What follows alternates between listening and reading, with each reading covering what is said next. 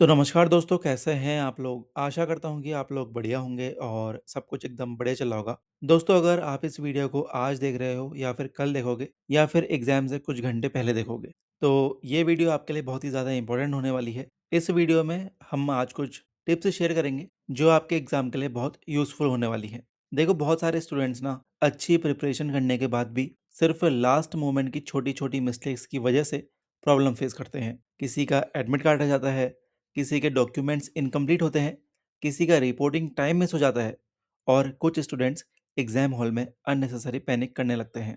इसलिए आज हम स्टेप बाय स्टेप बात करेंगे कि एग्जाम से एक दिन पहले क्या करना है, एग्जाम वाले दिन क्या करना है, कौन से डॉक्यूमेंट्स कैरी करने हैं, क्या मिस्टेक्स अवॉइड करनी है और लास्ट मिनट में अपने कॉन्फिडेंस को कैसे मेंटेन करना है। ठीक है। अब सबसे पहले और सबसे इम्पोर्टेंट बात, अगर अभी तक आपने एडमिट कार्ड डाउनलोड नहीं किया है, तो वीडियो पॉज़ करके सबसे पहले एडमिट कार्ड डाउनलोड कर लीजिए। एडमिट कार्ड को सिर्फ़ मोबाइल में सेव करके मत रखिए, उसका एक प्रिंट आउट तुरंत से निकाल लीजिए। ऑल्सो एडमिट कार्ड पर अपना नाम, photo, signature, exam date, reporting time और एग्ज़ाम सेंटर का एड्रेस एक बार ध्यान से वेरीफ़ाई कर लेना। अब मैं ऐसा क्यों कह रहा हूँ? क्योंकि कितने बार क्या होता है कि 2 एग्ज़ाम सेंटर का नाम सेम जैसा होता है, बट एड्रेस डिफरेंट होता है। तो स्टूडेंट्स गलती से डिफरेंट लोकेशन में पहुंच जाते हैं और यहीं पे हो जाती है सबसे बड़ी मिस्टेक। ठीक है, तो इसको इग्नोर मत करना। अब डॉक्यूमेंट्स की बात करते हैं। तो एडमिट कार्ड के साथ एक valid original photo ID proof ज़रूर कैरी करिए, जैसे कि Aadhaar card, PAN card, passport, driving licence या फिर वोटर आईडी। मैं रिकमेंड करूँगा कि आधार कार्ड ले जा लेना और उसी का एक प्रिंट आउट भी ले जा लेना। ठीक है, original plus print out. Also 2 से 3 रिसेंट पासपोर्ट साइज़ फ़ोटोग्राफ भी ले जा लेना। आपका जो एडमिट कार्ड होगा उसमें जो आपको इंस्ट्रक्शन दिए होंगे उसमें नीचे देख लेना आपसे कितनी पासपोर्ट साइज़ फ़ोटोज़ माँगी हैं, ठीक है? अगर नहीं माँगी तो वेल एंड गुड, अगर माँगी है तो आप देख लेना कितनी माँगी है, उसके अकॉर्डिंग आप ले जा लेना। वैसे मोस्ट केसेज़ में 2 ही माँगी जाती हैं, ठीक है? इसीलिए ऑफ़िशियल इंस्ट्रक्शन जो आपके एडमिट कार्ड के नीचे लिखे होंगे, एक बार ज़रूर से पढ़ लेना और जो भी डॉक्यूमेंट्स यहाँ पे मेंशन किए गए हैं, उन्हें पहले से अरेंज कर लेना। अब थोड़ी और बात करते हैं एग्ज़ाम सेंटर की। देखो, बहुत सारे स्टूडेंट्स एग्ज़ाम वाले दिन ही पहली बार सेंटर सर्च करते हैं और ट्रैफ़िक या लोकेशन की वजह से लेट हो जाते हैं। आप ये गलती बिल्कुल मत करना। अगर पॉसिबल हो तो एक दिन पहले गूगल मैप पर लोकेशन चेक कर लेना। अगर सेंटर दूसरी सिटी में है तो आप अपनी ट्रैवलिंग पहले से ही प्लान कर लीजिए। एग्ज़ाम वाले दिन रिपोर्टिंग टाइम से कम 60 से 90 मिनट पहले सेंटर पहुंचने की प्लानिंग रखिए। लेट पहुंचने पर कई बार एंट्री ही नहीं मिलती है, ठीक है? और अगर आपका एग्ज़ाम सेंटर सिर्फ 10 से 15 किलोमीटर की दूरी पे है, तो एक बार आप खुद से एक दिन पहले उसको विज़िट करके आ जाइए, ठीक है? अब दोस्तों बात करते हैं लास्ट डे प्रिपरेशन की। तो सबसे बड़ी मिस्टेक जो स्टूडेंट्स करते हैं वो है नए टॉपिक्स स्टार्ट करना। देखो, एग्ज़ाम से एक दिन पहले कोई भी नई बुक, नया पीडीएफ या नया यूट्यूब मैराथन मत शुरू करिए। अब सिर्फ रिवीजन का टाइम है। जो पढ़ा है उसी को रिवाइज़ करिए। अपनी फ़ॉर्मूला नोटबुक चेक करिए। अपनी प्रीवियस मिस्टेक्स देख लीजिए जो आपने करी है और अपने शॉर्ट नोट्स कंप्लीट कर लीजिए। देखो, लास्ट डे का टारगेट कॉन्फिडेंस बिल्ड करना होना चाहिए, ना कि कन्फ्यूजन क्रिएट करना। ठीक है? अगर आप मॉक टेस्ट दे रहे हैं, तो एग्ज़ाम से एक दिन पहले फुल लेंथ मॉक देना ज़रूरी नहीं है। इस स्टेज पर शॉर्ट प्रैक्टिस या प्रीवियस मिस्टेक्स रिवाइज़ करना ज़्यादा बेनिफिशियल होता है। अगर मॉक देने के बाद मान लो आपका स्कोर कम आ गया, तो अननेसेसरी स्ट्रेस बढ़ सकता है। इसलिए अपना कॉन्फिडेंस मेंटेन रखिए। अब हेल्थ की बात करते हैं। तो एग्ज़ाम से एक दिन पहले हैवी ऑयली फूड बिल्कुल अवॉइड करिए।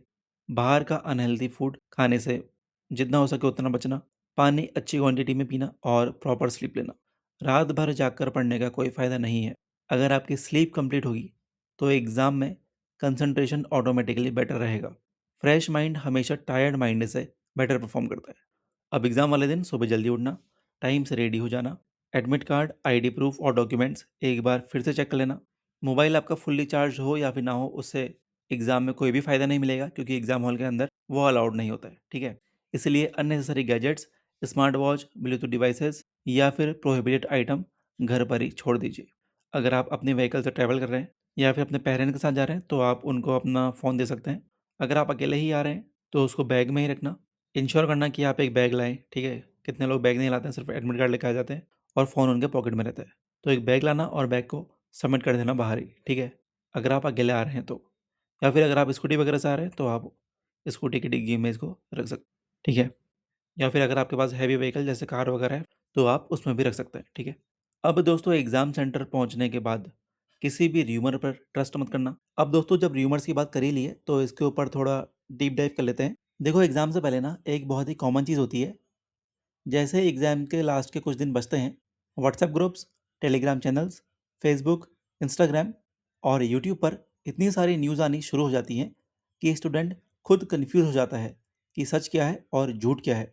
कोई बोलता है पेपर लीक हो गया, कोई बोलता है एग्ज़ाम पोस्टपोन हो गया, कोई बोलता है एडमिट कार्ड दोबारा रिलीज़ होगा, कोई फेक नोटिस शेयर कर देता है और कोई एक्सपेक्टेड क्वेश्चंस के नाम पर स्टूडेंट्स को कन्फ्यूज़ करना शुरू कर देता है।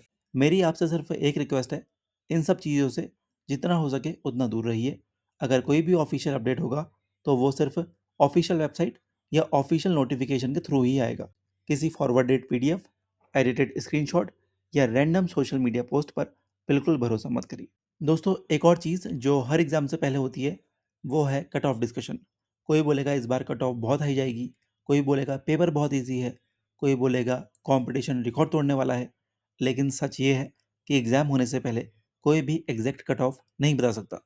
कट ऑफ पेपर की difficulty level, total vacancies, candidates की परफॉर्मेंस और कई फैक्टर्स पर डिपेंड करता है। तो एग्ज़ाम से पहले कट ऑफ के बारे में तो सोचना भी मत। एग्ज़ाम से पहले कट ऑफ के बारे में सोचना सिर्फ़ अपना कॉन्फिडेंस कम करना है। आपका काम सिर्फ़ अपना बेस्ट देना है, कट ऑफ डिसाइड करना आपका काम नहीं है। कई स्टूडेंट्स एग्ज़ाम से 1 दिन पहले दूसरों से कंपेयर करना शुरू कर देते हैं। कोई बोलता है मैंने 20 मॉक टेस्ट दिए हैं, कोई बोलता है मेरा सिलेबस 5 बार रिवाइज़ हो गया है, कोई बोलता है मैंने 10 से 12 घंटे रोज़ पढ़ाई की है। इन सब बातों को सुनकर कई स्टूडेंट्स पैनिक हो जाते हैं, लेकिन याद रखिए सिलेक्शन कंपैरिजन से नहीं परफॉर्मेंस से होता है। हो सकता है जिसने बहुत कम मॉक टेस्ट दिए हों वो भी सिलेक्ट हो जाए और हो सकता है जिसने बहुत ज़्यादा पढ़ाई की है वो प्रेशर की वजह से अच्छा परफॉर्म ना कर पाए। इसलिए अपनी प्रिपरेशन पर ट्रस्ट रखिए और किसी और की जर्नी से खुद को कंपेयर मत करिए। एग्ज़ाम वाले दिन भी सेंटर के बाहर कुछ लोग र्यूमर्स फैलाते हैं। कोई बोलता है पेपर टफ आ रहा है, कोई बोलता है पैटर्न चेंज हो गया है। बस आपको अपनी स्माइल करनी है और आपको अपना काम करना है, ठीक है? जब तक ऑफिशियल इंस्ट्रक्शंस ना मिले, किसी भी बात पर बिलीव मत करिए। सेंटर के बाहर डिस्कशन करने से सिर्फ एंजाइटी बढ़ेगी और कंसंट्रेशन कम होगा। इन सब बातों को इग्नोर करना, लास्ट मोमेंट की र्यूमर्स सिर्फ कॉन्फिडेंस डिस्टर्ब करती है। अब जब एग्ज़ाम हॉल में बैठ जाओ, तो सबसे पहले इंस्ट्रक्शंस ध्यान से पढ़ लेना। अगर आपको कंप्यूटर में कोई टेक्निकल इश्यू लगता है, तो तुरंत इन्विजिलेटर को बताओ, टाइम वेस्ट मत होने दो। माउस क्लिक अच्छे से हो रहा है या फिर नहीं, कीबोर्ड अच्छे से चल रहा है या फिर नहीं, देख लो, ठीक है। कुछ भी दिक्कत हो, तुरंत बताना इन्विजिलेटर को। अब पेपर शुरू होते ही सबसे पहले हमें टारगेट करना है ईज़ी क्वेश्चंस। किसी एक डिफ़िकल्ट क्वेश्चन पर ज़्यादा मिनट वेस्ट मत करना। अगर क्वेश्चन टफ लग रहा है, तो उसको मार्क करके आगे बढ़ जाओ, क्योंकि एग्ज़ाम में टाइम मैनेजमेंट बहुत ही क्रूशियल होता है। ऑल्सो अगर नेगेटिव मार्किंग एग्ज़ाम में है, तो रैंडम गेसिंग अवॉइड करना। सिर्फ वही क्वेश्चन अटेम्प्ट करना जहाँ रीज़नेबल कॉन्फिडेंस हो। अगर नेगेटिव मार्किंग नहीं भी है, तब भी क्वेश्चंस को प्रॉपर्ली पढ़कर आंसर देना। जल्दी के चक्कर में सिली मिस्टेक्स मत करना। अगर पेपर एक्सपेक्टेड से डिफ़िकल्ट आ जाए, तो पैनिक मत करना। याद रखो डिफ़िकल्ट पेपर सबके लिए डिफ़िकल्ट होता है, इसलिए काम रहना और मैक्सिमम करेक्ट अटेम्प्ट्स करने की कोशिश करना। और बीच में अगर एंग्ज़ायटी या फिर नर्वसनेस फ़ील हो, तो सिर्फ 10 से 15 सेकंड के लिए आइज़ क्लोज़ करके नॉर्मल ब्रीदिंग करना और फिर पेपर कंटिन्यू करना। कभी भी ये मत सोचना कि पेपर खराब हो गया। जब तक एग्ज़ाम कंप्लीट नहीं होता, तब तक कमबैक का चांस होता है। पेपर कंप्लीट होने के बाद आंसर सबमिशन से पहले एक बार रिव्यू ज़रूर करना, अगर आपके पास टाइम बचा है तो, ठीक है? क्योंकि अगर मान लो आपने छोटी सी भी मिस्टेक करी है और आपके वो पकड़ में आ गई, तो आप उसे रेक्टिफ़ाई कर सकते हैं।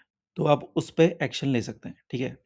अब एग्ज़ाम ख़त्म होने के बाद सबसे पहले काम ये मत करिए कि बाहर जाते ही हर आंसर डिस्कस करना शुरू कर दो। अगर मान लो आपका कुछ गलत हुआ है, तो उससे अननेसेसरी आपका स्ट्रेस बढ़ेगा और कुछ नहीं होगा। जो हो गया सो हो गया, ठीक है? उसको वहीं छोड़ दीजिए और नेक्स्ट अपॉर्च्युनिटी की प्रिपरेशन कंटिन्यू रखिए। अब एक और इम्पोर्टेंट एडवाइस, कभी भी एग्ज़ाम के बाद ये एज़्यूम मत कर लेना कि सिलेक्शन पक्का हो गया या फिर सिलेक्शन नहीं होगा। दोनों सिचुएशंस में प्रिपरेशन स्टॉप मत करिए। देखो एग्ज़ाम्स में कंसिस्टेंसी ही सबसे बड़ा वेपन होता है। और फाइनली दोस्तों, कॉन्फिडेंस के साथ एग्ज़ाम देने जाओ। आपने जितनी मेहनत की है उसी पर ट्रस्ट रखिए। लास्ट मोमेंट पर किसी और की स्ट्रैटेजी कॉपी मत करिए। अपनी प्रिपरेशन, अपना रिवीजन और अपनी स्ट्रैटेजी ही फॉलो करिए। पॉजिटिव माइंडसेट के साथ पेपर दीजिए, टाइम मैनेज करिए और हर क्वेश्चन को कामली सॉल्व करिए। अगर ये वीडियो आपको हेल्पफुल लगी हो, तो इसे उन सभी फ्रेंड्स के साथ शेयर करिए जिनका एग्ज़ाम आने वाला है। I wish you all the very best. Take care. मिलता हूँ आपसे कुछ शानदार और धमाकेदार वीडियो में। अभी लेता हूँ अलविदा, तब तक के लिए धन्यवाद।